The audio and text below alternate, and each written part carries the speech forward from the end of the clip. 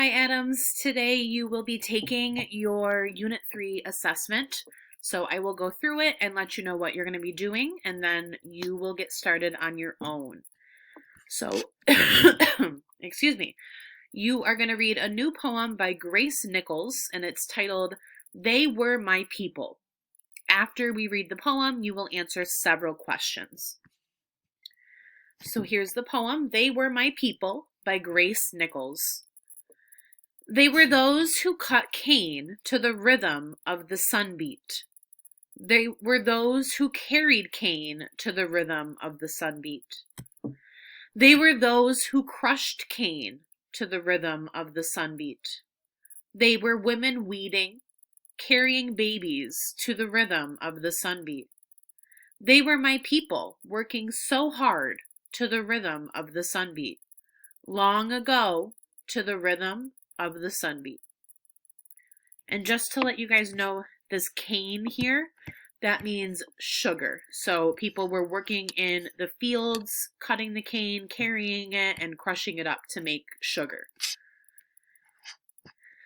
So number 1 asks, what are the 2 different examples of anaphora? So anaphora is when they repeat something in the beginning of the line. So look through the poem and look for the 2 different things that are being repeated. So 2 different phrases that are repeated over and over in this poem. And then number 2 asks, what are some reasons that she might use repetition or anaphora? So how does that work with the poem? Why do poets repeat phrases? Number 3, the poem includes several different examples of alliteration. Write down as many examples as you can find. So alliteration, that is a figurative language that we talked about when the letters of the first letters of the words are the same. So look in the poem for phrases that have similar beginning sounds. Number 4, the phrase to the rhythm of the sunbeat is an example of figurative language. What does she mean by this? So what do you think the rhythm of the sunbeat means? Number 5, Nichols reminds the readers that the subjects of the poem were her people. What might she mean by this? What does that mean to be someone's people? Number 6, choose the simile. The thunder rumbled like a roaring lion. The clouds were fluffy pillows moving across the sky. One of those is a simile, one is a metaphor. You're going to choose the simile.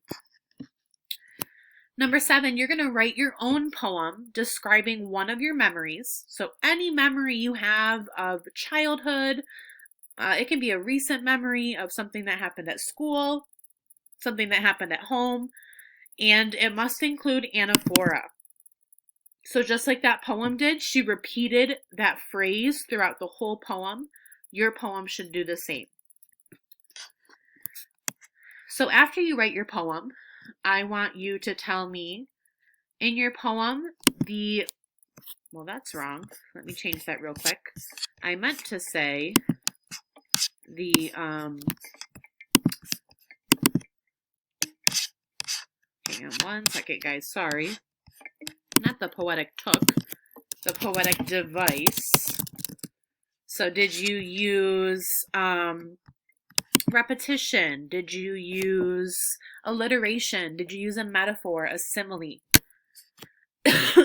Number 9, tell me, why is your poem unique and how does it show imagination?